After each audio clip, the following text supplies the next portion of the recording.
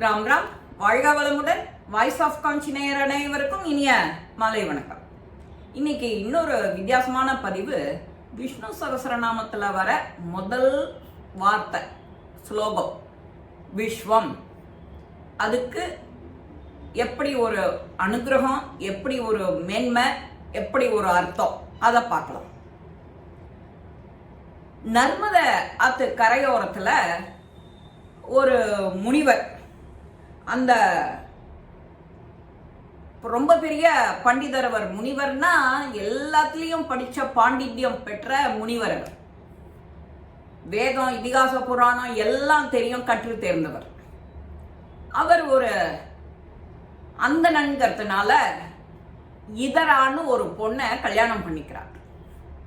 அந்த இதராக்கும் அவருக்கும் பிறக்கிற ஒரு குழந்தை. அந்த குழந்தை பேரு என்ன அப்படின்னா, அவனுக்கு ஐத்ரேயான்னு பேர். அந்த ஐத்ரேயனுக்கு கரெக்டாக அந்த உபநயனம் பூணல் போடுற வயசு வந்த உடனே பூணல் போட்டு தன்னோட பையனுக்கு வேதமெல்லாம் கற்றுக் கொடுக்கறதுக்கு முன்னாடி விஷ்ணு சகஸ்ரநாமம் சொல்லி கொடுக்கலான்னு சொல்லி கொடுக்குறாரு. ஒரு நல்ல நாள், தேதி, கிழமை, திதி எல்லாத்தையும் பார்த்துட்டு அவனுக்கு ஆரம்பிக்கிறாரு பாடத்தை. விஷ்ணு சகஸ்ரநாமத்தில் வர முதல் வார்த்தை விஸ்வம்.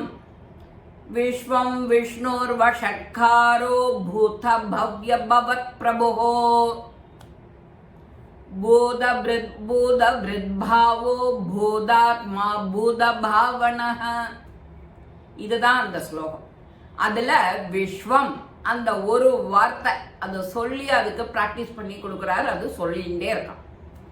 மறுநாளைக்கு விஸ்வம் விஷ்ணோர், அடுத்த வார்த்தை ஸ்லோகம், அடுத்த பதம் விஷ்ணு. விஸ்வம் வந்துடுத்த வாயில அதை ரிப்பீட் பண்ணிட்டே இருக்கான். அதுக்கு மேல இந்த விஷ்ணுங்கிற வார்த்தையே அவனுக்கு வாயில வரல. இதே மாதிரி பல நாள் போராடி பார்க்கிறார். அந்த விஷ்ணு ஏன் வரமாட்டேங்கிறதுன்னு அவருக்கு ஒரு கவலை. என்னடா அது அப்படின்னு அவர் பார்க்கிறார். தன்னோட வம்ச விருத்தி நன்னா இருக்கணும் அப்படிங்கிறதுக்காக 2வது கல்யாணம் ஒன்று பண்ணிக்கிறார். அவளுக்கு 2 குழந்தைகள். 2 குழந்தைகளும் அப்படியே ஜித்தா இருக்கு. வேதங்களெல்லாம் அப்படியே கட கட கட கட கடன்னு இவர் சொல்லி முடிக்கிறார். சொல்லி கொடுத்த உடனே அடுத்த உடனே கிராஸ் பண்ணிக்கிறார். அடுத்தது விஷ்ணு சகஸ்ரநாமம் சொல்லி கொடுக்குறார். ஒன்னொன்னா படிப்படியா மேல போயிட்டே இருக்கா. அந்த 2 குழந்தைகளும் இவருக்கு ரொம்ப பெருமையான பெருமை. ஆஹா, அந்த ஐத்ரேயன் சொல்லவே இல்லை, இந்த 2 குழந்தைகளும் சொல்றதே அப்படின்னு. ஒரு நாளைக்கு அவ ஐத்ரேயன் அம்மா, அவ பேர் என்ன, இதரா.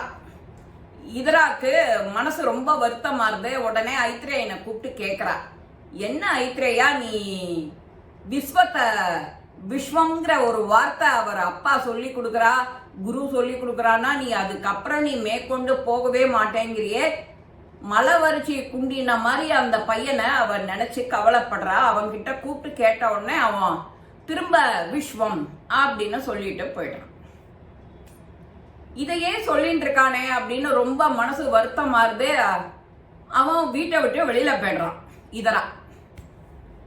இதராவோட பையன் ஐத்ரேயர். ஐத்ரேயர் போன உடனே திடீர்னு இந்த 2 குழந்தைகள், இளையவளோட 2 குழந்தைகள் இருக்கு இல்லையா, வேதம் சொல்ல ஆரம்பிச்சது. 2ம் வாயே பேச முடியல, ஊமையாயிடுது. 2 குழந்தைகளும் ஊமையாயிடுது. அப்போ திடீர்னு ஏன் இதெல்லாம் நடக்கிறது? ஒரு 4 பக்கம் திருடம் வரான், வீட்டுல இருக்கிற செல்வங்களை எல்லாம் எடுத்துட்டு போயிடுறான். ஏன், எதனால யோசிச்சு பாக்குறாரு. இவருக்கு ஒண்ணுமே விட புரியல. நேர தன்னோட குலகுருவான வசிஷ்டர்கிட்ட போற. வசிஷ்டர்கிட்ட நடந்தது எல்லாத்தையும் சொல்றார். இந்த மாதிரி நான் இதராங்கிற பொண்ணை கல்யாணம் பண்ணிட்டேன், அவனுக்கு ஐத்ரேயான்னு ஒரு குழந்தை, அவனுக்கு விஷ்ணு சகஸ்ரநாமம் விஸ்வம் அப்படின்னு சொல்லி கொடுத்துட்டே இருந்தேன். அந்த விஸ்வம் விஸ்வம் விஸ்வம் விஸ்வம்னு சொல்லிட்டே இருக்கான். அதுக்கப்புறம் அடுத்த வார்த்தை அவனுக்கு வரவும் இல்லை வாயில. ஒரு மன வளர்ச்சி குன்றிய பையனாட்டமா நடந்துக்கிறான். சொன்ன வார்த்தையே சொல்லிட்டு இருக்கான். அதுக்கு மேல அவன் சொல்ல மாட்டேங்கிறான் அப்படிங்கிற. நீ ரொம்ப பெரிய தப்பு பண்ணிட்ட, அவன் போன ஜென்மால பெரிய எல்லாம் கற்றறிஞ்ச ஒரு முனிவர். அவனோட கொஞ்சூண்டு ஒரு கடுகத்தனை அந்த பாவத்தை உனக்கு குழந்தையா பிறந்து அதை தீர்த்துட்டு போறோம். அதுக்காக தான் உன்கிட்ட பிறந்திருக்கான். நீ அது தெரியாம அவனுக்கு எல்லாத்தையும் சொல்லி கொடுத்து வார்த்தையால அவனை நிந்தனை பண்ணிருக்கிய அப்படின்னு அவர் கோச்சுக்கிறாரு அந்த வசிஷ்டர். வசிஷ்டர் கோச்சுண்டா என்ன ஆகும்? அப்படியே இது வந்துடும் இல்லையா? நீ எங்க இருந்தாலும் போய் உன் குழந்தைய தேடி கண்டுபிடிச்சு அழைச்சிட்டு வான்னு உத்தரவு போடுற. இதராவும் இவரும் கிளம்பி போற ஐத்ரேயனை கண்டுபிடிக்கிறதுக்கு. ஐத்ரேயனை அழைச்சிட்டு வந்துடுறார். ஐத்ரேயன் வீட்டுக்கு வந்த உடனே இளையதாரத்தை 2 குழந்தைகளும் திரும்ப பேச ஆரம்பிச்சிடுறது. ஆச்சரியமான ஆச்சரியம். அந்த மறுநாளைக்கு அந்த திருடன்கள் எடுத்துன்னு போன பொன் பொருள் ஐஸ்வர்யம் எல்லாத்தையும் கொண்டு அவ இருந்த இடத்துல வச்சுடுறா. என்ன ஒரு காலம்! அந்த மாதிரி நடக்கவும் இவருக்கு அப்பாடான்னு வருது.